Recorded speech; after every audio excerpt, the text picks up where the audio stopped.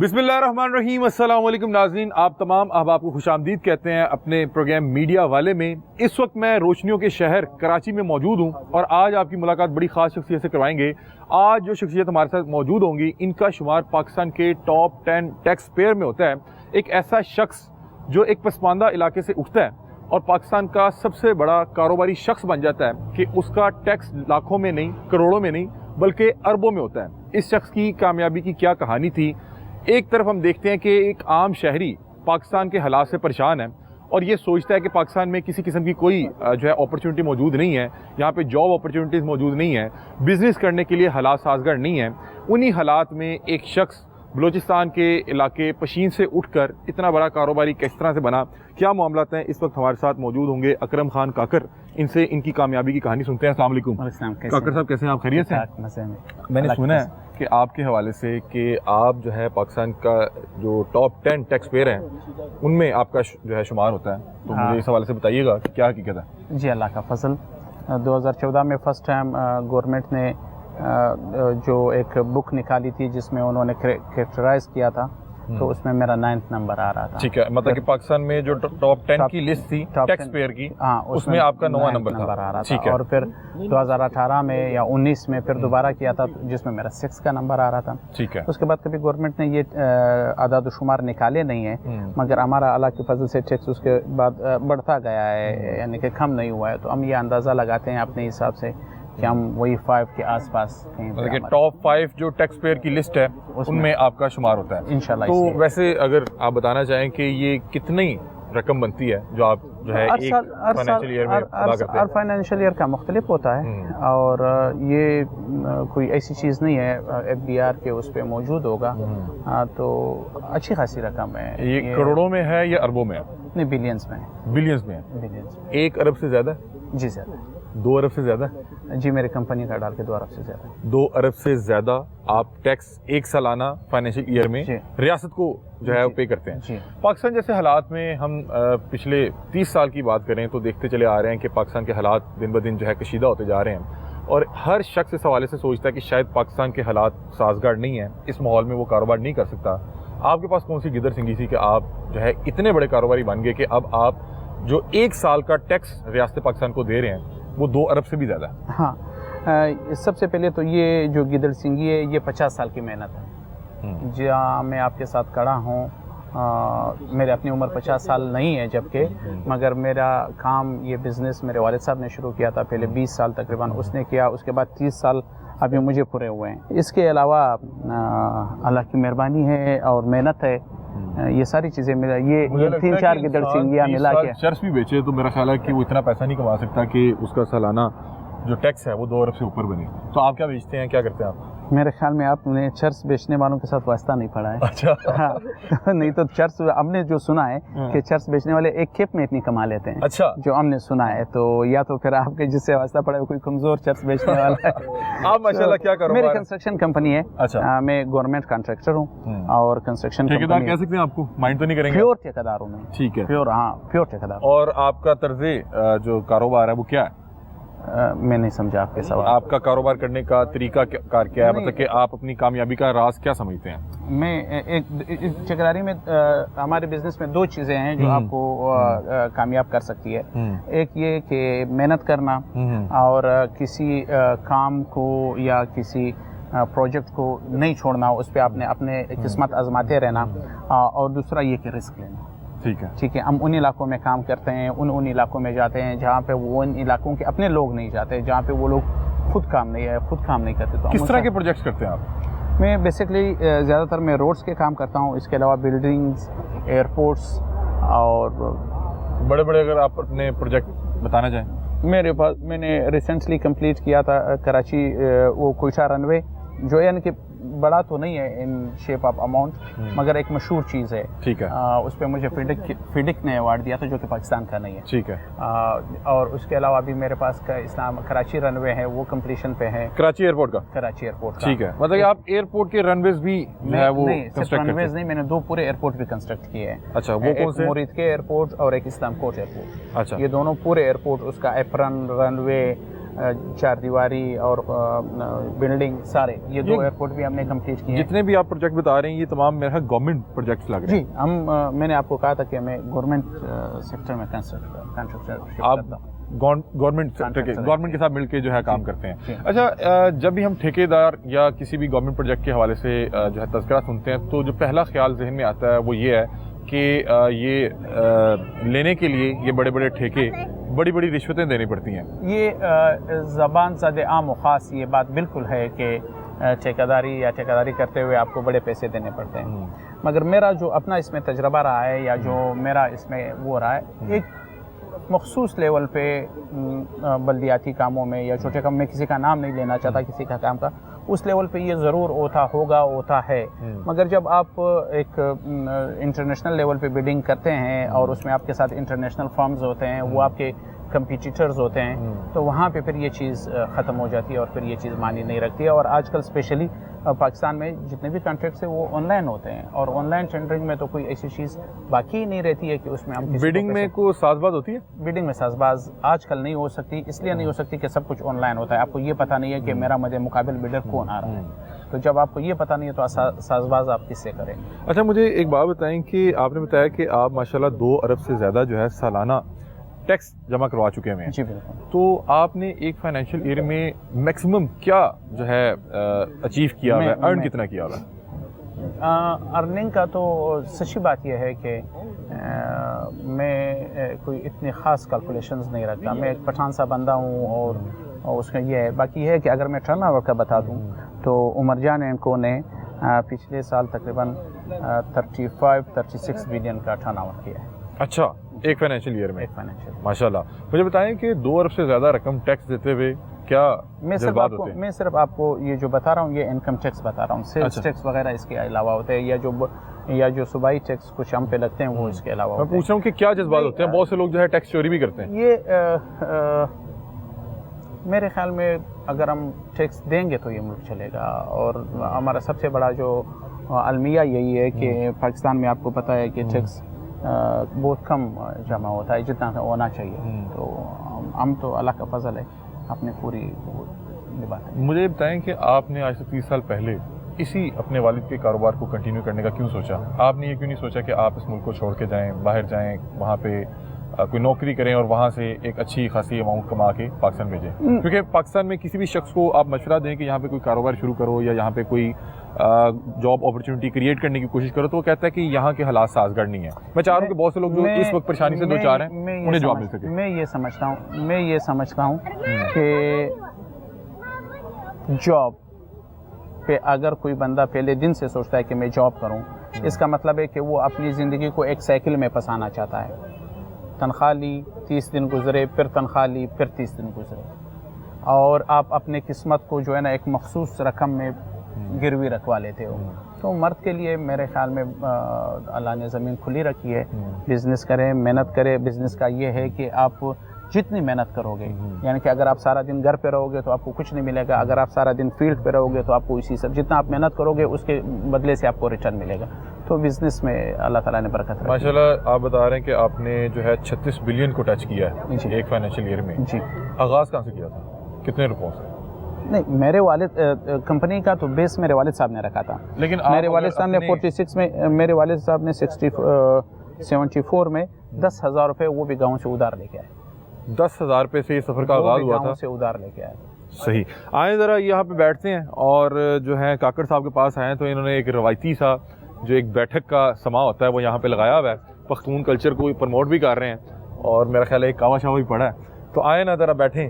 میں چاہ رہا ہوں اس انٹرویو کا مقصد یہ ہے کہ بہت سے لوگ جو حالات کی کشیدگی سے پریشان ہو کے وہ سوچتے ہیں کہ انہیں یہاں سے راہ فرار اختیار کرنی چاہیے اور یہاں سے بھاگ کر کسی دوسرے ملک میں جا کے اپنی قسمت آزمانی چاہیے. میرا خیال ہے کہ ایک شخص جو ایک پسماندہ علاقے پشین سے نکلتا ہے اور پھر اتنا بڑا کاروبار کھڑا کرتا ہے کہ وہ 2 ارب سے زیادہ سالانہ جو ہے وہ ٹیکس جمع کرواتا ہے. اور اس کے بعد بتایا جا رہا ہے کہ یہ صاحب جو ہیں کور کینڈیڈیٹ تھے مولانا فضل الرحمان کے بھی. سیاسی کیا معاملات ہیں, کیا جس کے پاس 4 آنے ہوں, جس کے پاس رقم آ جائے, پیسے موجود ہوں, تو کیا ضروری ہے کہ اس کا سیاست میں بھی آنا فرض ہے. ناظرین، ان کی کہانی سننے کا مقصد یہ ہے کہ بہت سے لوگ یہاں پہ حالات سے پریشان ہو کے یہاں سے راہ فرار اختیار کرنے کی کوشش کرتے ہیں اور کوشش کرتے ہیں کہ وہ کسی دوسرے ملک میں جا کے اپنی قسمت آزمائیں. وہیں پر یہ صاحب جو ہیں بلوچستان کے علاقے پشین سے نکلتے ہیں، ایک پسماندہ سے علاقے سے نکلتے ہیں اور اتنا بڑا امپائر کھڑے کرنے میں کامیاب ہو جاتے ہیں. تو اس لیے ان کی کہانی بھی میں سن رہا ہوں اور مجھے پتہ لگتا ہے کہ یہ بھی جو ہے مولانا فضل الرحمان کے کور کینڈیڈیٹ تھے پشین میں. اب میں نے دیکھا ہے کہ جس شخص کے پاس 4 پیسے آ جاتے ہیں وہ سیاست میں اپنی انٹری ڈال دیتا ہے. واللہ عالم یہ اپنے پیسے کو جو ہے وہ ایک سیف گارڈ کرنے کے لیے وہ یہ کام کرتا ہے. کیا معاملات ہے سیاست میں کس طرح سے آئے اور کیا صرف انہوں نے ریاست کو ہی 2-2.5 ارب جو ہے ٹیکس کی مد میں سال میں جمع کروایا، کیا اپنے علاقے کے لوگوں کے لیے کچھ کیا؟ کیونکہ پشین کے حوالے سے جو ہمیں اطلاعات ہیں وہ یہ ہیں کہ وہاں پہ گیس موجود نہیں ہے، بجلی موجود نہیں ہے، علاقہ بہت زیادہ جو ہے پسماندہ ہے. تو جناب بتائیں، آپ نے گورنمنٹ کو تو بتا رہے ہیں کہ 2-2.5 ارب جو ہے سالانہ ٹیکس کی مد میں دے رہے ہیں، آپ نے اپنے علاقے کے لوگوں کے لیے بھی کچھ کیا؟ یہ تو ابھی ایسی بات ہے کہ پھر وہی بات ہے کہ میڈیا پہ اس کی زیادہ تذکرہ کرنا یا زیادہ اس بات کو اٹھانا میرے حساب سے کوئی اتنا اچھا نہیں سمجھا جاتا ہے. مگر میں خود اپنی کیپیسٹی میں اپنے علاقے میں اسپیشلی میں نے اپنا ایک وہ بنایا ہوا ہے، یعنی کہ ایک طریقہ کار بنایا ہوا ہے کہ مریضوں کا، جو ایسے مریض ہوتے ہیں جو خود آپریشن نہیں کرا سکتے، جیسے کسی کے دل کا ہوا، کسی کے گردے کا ہو گیا، کسی کی ہڈی ٹوٹ گئی، کسی کو کرنٹ لگا، تو میں اپنے حساب سے کافی کوشش کرتا ہوں کہ ایسا کوئی مریض میرے اسپیشلی میرے علاقے میں نہ رہے جو پیسوں کی وجہ سے اپنا علاج نہ کرا سکتا ہوا ہو اور وہ رہ جائے اس وجہ سے. تو اللہ کا کرم ہے، اس کی گواہی میرا علاقہ بھی دے گا. آپ نے اپنے علاقے کے لوگوں کے لیے کوئی جاب اپرچونٹی کریٹ کرنے کی کوشش کی؟ جابس تو دیکھیں، جو میری کمپنی ہے اس وقت میرے پاس تقریباً 3,500 لوگ کام کرتے ہیں. تو اس میں میرے علاقے کے لوگوں کے لیے میرا کھلا آفر ہوتا ہے کہ جب جو میرے پاس آتا ہے میں کبھی بھی ان کو جواب نہیں دیتا ہوں، بشرطے کہ وہ جو میرے جابز ہیں وہ ان کے مطابق ہو. یعنی کہ جیسے ہمارے پاس آپریٹرز کی ہوتی ہے یا فورمینس کی ہوتی ہے یا انجینئرس کی ہوتی ہے، تو میں کوشش کرتا ہوں. اس وقت بھی کوئی 20% لوگ میرے پاس علاقے کے ہی کام کرتے ہیں. اچھا، مجھے ایک بات بتائیں کہ آپ جو ہے کور کینڈیڈیٹ تھے مولانا فضل الرحمان کے. جی تو یہ ہم دیکھتے ہیں کہ کوئی بھی جو کاروباری شخصیت ہوتی ہے وہ اچانک سے کسی بھی جو ہے سیاسی جماعت میں اپنی انٹری وہ کر لیتا ہے. اس کا مقصد کیا ہوتا ہے کہ ذرا جو ہے وہ اپنے پیسے کو سیف گارڈ کر لے اور کاروبار میں کوئی مسائل کا سامنا نہ رہے؟ نہیں تو اگر غیر سیاسی یعنی کہ جو بزنس مین نہ ہو، آپ یہ کہتے ہیں کہ وہ اگر سیاست میں آتا ہے تو ٹھیک ہے اور اگر کوئی بزنس مین سیاست میں آتا ہے تو وہ ٹھیک نہیں ہے؟ نہیں، میں ویسے ہی پوچھ رہا ہوں کہ آپ نے یہ سیاست میں قدم رکھا یا اچانک سے پیسہ آنے کے بعد کیسے خیال آتا ہے کہ اب سیاست بھی کرنی ہے؟ نہیں، سیاست تو سچی بات یہ ہے کہ میں پہلے علاقے میں جو سوشل ورک ہے مجھے زیادہ شوق اس کا ہے سیاست کے بنسبت. مگر سوشل ورک کر کے میں نے یہ دیکھا کہ یہ ایک بندے کے جتنے ہمارے یہاں مسائل ہے یا جتنے پرابلمز ہے وہ ایک بندے کی انڈیویجول اپنی کیپیسٹی میں حل کرنے کے نہیں ہے. وہ کوئی بھی ہو، وہ اکرم ہو، وہ میں تو کہتا ہوں کہ میرے خیال میں پاکستان میں ایسا کوئی بھی نہیں ہے جو اپنے حلقے کے پورے مسائل انڈیویجول کیپیسٹی میں کریں. تو اس کے بعد آپ کے پاس کیا راستہ رہتا ہے؟ اس کے بعد آپ کے پاس یہی راستہ رہتا ہے کہ آپ کسی پارٹی کو جوائن کرے اور اس میں جو ہے نا پھر آپ کوشش کریں کہ تھرو پارٹی، تھرو گورنمنٹ، تو وہ اپنے علاقے کے لیے کوئی خیر خواہی کا کام کریں. جہاں تک جمعیت کا مسئلہ ہے تو جمعیت میں آنے کا اصل مقصد میرا مولانا فضل الرحمان کے وے آف پولیٹکس ہے. اس کے سیاست کا طریقہ ہے، اس کا انداز ہے، اس کا جمہوریت کے لیے جو ہے نا اس کا رسپیکٹ، آئین کے لیے اس کا رسپیکٹ ہے. تو وہ دیکھ کے پھر میں نے سارے پارٹیوں میں نے یہی دیکھا کہ اگر واقعی میں مجھے اپنے علاقے کی طرف سے سیاست کرنی ہے تو یہ پارٹی میں تھے پرفیکٹ. اچھا، مجھے ایک بات بتائیں کہ میں یہ بلوچستان سے جتنے بھی لوگ دیکھتا ہوں جنہیں اللہ تعالیٰ نے بہت زیادہ دولت سے نوازا، وہ سینکڑوں گاڑیاں لے کے پھرتے ہیں. آپ کے پاس کتنی گاڑیاں ہیں؟ آپ میرے پرسنل گاڑیوں کیا پوچھ رہے ہو، میرے فیملی کے گاڑیوں کا پوچھ رہے ہو؟ آپ کی ذاتی؟ میرے ذاتی گاڑی میں میرے 4 آفیسز ہیں. یعنی کہ میں روٹین میں 4 جگہوں پہ رہتا ہوں. ٹھیک ہے. کراچی، اسلام آباد، کوئٹہ اور سکر. باقی بھی جاتے رہتے ہیں، مگر یہ 4 ایسی جگہ ہیں یعنی کہ جہاں پہ میں پرماننٹ ہوتا ہوں. اور میرے پاس ان 4 جگہوں پہ ایک گاڑی ہے. 4 گاڑیاں آپ کی؟ 4 جگہوں پہ میرے پاس ایک گاڑی ہے. فیملی کے استعمال میں کتنی ہے؟ ٹوٹل گاڑیاں جو آپ کے جو ہے گھروں میں گراجوں میں کھڑی ہیں؟ ساری فیملی کی گاڑیاں، یعنی کہ جتنے ہم فیملی ممبرز ہیں تقریباً اتنی گاڑیاں ہمارے پاس ہے. کوئی اگر ہم 20 فیملی ممبر ہے تو 20 گاڑیاں ہیں، اور اگر 25 فیملی ممبر ہے تو 25 گاڑیاں. مجھے ایگزیکٹ پتہ نہیں. اچھا، یہ کیا مطلب کہ انجوائے کرتے ہیں کہ جب آپ لوگ نکلیں، پیچھے ڈالے ہوں، پیچھے گاڑیوں کا قافلہ ہو، کانوائے ہو؟ یہ ایک کنسیپٹ ہے ہمارے بارے میں یا بلوچستان کے لوگوں کے بارے میں. میں پرسنلی ایسا بندہ ہوں کہ میں اپنے ساتھ ڈرائیور بھی نہیں رکھتا. میں خود اپنے گاڑی کو چلا کے آفس جاتا ہوں اور خود اپنی گاڑی کو چلا کے آفس سے واپس آتا ہوں. اسی طرح اسلام آباد میں، اسی طرح کوچہ میں اپنی گاڑی سیلف ڈرائیو کرتا ہوں. میرے پاس نہ گارڈ ہوتا ہے اور نہ ہی ڈرائیور ہوتا ہے. یہ جو اتنی 20 گاڑیاں ہم دیکھتے ہیں، یہ ہوتی تو کسٹم پے ہوتی ہے نا؟ میں 20 گاڑیاں لے کے نہیں گھومتا. آپ نے میں بتا دوں، اور میری ساری اللہ کا شکر ہے کہ کسٹم پیڈ گاڑیاں ہیں ماشاءاللہ. ہاں، تو باقی مختلف لوگوں کے مختلف ہو سکتے ہیں، مجھے پتہ نہیں. اختتام پہ مجھے بتائیں کہ بہت بڑی تعداد میں لوگ جو ہیں اس وقت مایوسی کا شکار ہیں اور کسی طرح سے کوشش کر رہے ہیں کہ وہ پاکستان سے نکل کر اپنی قسمت آزمائیں، تو کیا انہیں مشورہ دیں گے؟ دیکھیں، اگر پاکستان سے نکلنے کا راستہ لیگل ہے تو ہجرت میں جو ہے نا، ہمارے مذہب میں بھی ہے کہ ہجرت میں اللہ نے جو ہے نا وہ روزی رکھی ہوئی ہے، تو روزی مل جائے گی. اور مرد کے لیے کوئی ایسا مسئلہ نہیں، مگر لیگل راستے سے. میں نہیں چاہتا ہوں کہ میرا نوجوان ہمارے ملک کے جو سرمایہ ہے وہ ایران کے پہاڑوں میں یا ترکی کے سمندروں میں کہیں اس کے نظر ہو، سمندر کے نظر ہو، یا ریگستان میں بھوک کے نظر ہو. وہ تو کبھی بھی نہیں کرنا چاہیے. لیگل طریقے سے پاکستان میں ہو یا پاکستان سے باہر ہو، نوکری کا انتظار نہیں کرنا چاہیے. جتنی ہماری آبادی زیادہ ہے، جتنے ہم دن بدن بڑھ رہے ہیں، اور جتنے ہمارے ریسورسز ہے، جابس نہیں ہے. اور جاب میں کچھ ہے بھی نہیں. اگر آپ اسکلڈ نہیں ہیں، آپ کے پاس کوئی ہنر نہیں ہے، تو آپ کو کیا سیلری ملے گی؟ 20,000 30,000. اس سے تو میرے خیال میں اگر آپ کوئی ریڑھی لگاتے ہیں، کوئی بھی کام کرتے ہیں، پہلے دنوں میں آپ کو اس میں ضرور تکلیف ہوگی، مگر وقت کے ساتھ 4 سال 5 سال اسٹیبل ہونے پہ آپ اپنا بزنس اور اپنے پیروں پہ کھڑے ہو جائیں. تو نوجوانوں کے لیے میرا یہی مشورہ ہے کہ جابس کا انتظار نہ کریں. جو چھوٹا سے چھوٹا کاروبار کر سکتے ہیں، کوئی بھی کام چھوٹا بڑا نہیں ہوتا. کسی بھی کام پہ انسان کو شرمانا نہیں چاہیے. کام کریں، وہ پھر جو بھی اس کے پاسبل ریسورسز ہو اسی کے اندر کرے، اور انشاءاللہ کامیابی ہو. یہ ماشاءاللہ بچے بھی آپ کی اسی کاروبار کو لے کے اسی لیگیسی کو کنٹینیو کریں گے؟ دیکھو، ایک بزنس ہم نے کھڑا تو کر دیا اور بنا بھی دیا ہے. آگے اگر ان کا دل ہوگا اور یہ محنت کریں گے تو اس کو بڑھا دیں گے اور آگے اور بڑا کر دیں گے.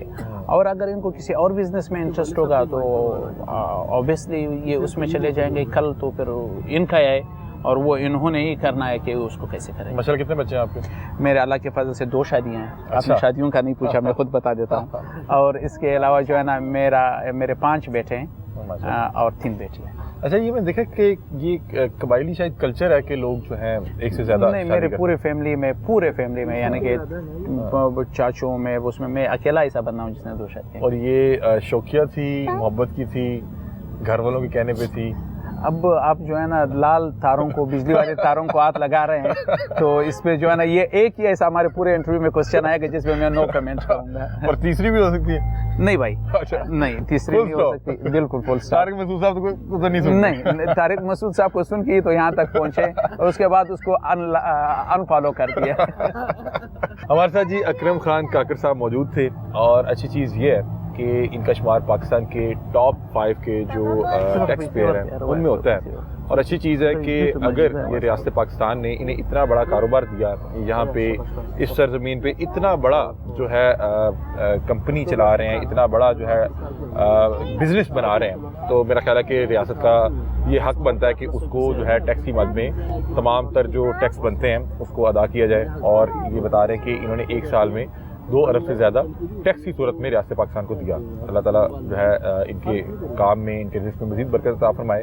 ان کا انٹرویو کرنے کا مقصد یہ تھا کہ بہت سے لوگ حالات سے پریشان ہیں. یہ بتا رہے ہیں کہ جابس ایک نشہ ہے، اور آپ کو ایک سیلری جو ملتی ہے وہ آپ کو 30 دن کے لیے آپ کو اس کا نشہ دیتی ہے، اور پھر اگلی ڈوز آ جاتی ہے، پھر آپ 30 دن نشہ انجوائے کرتے ہیں.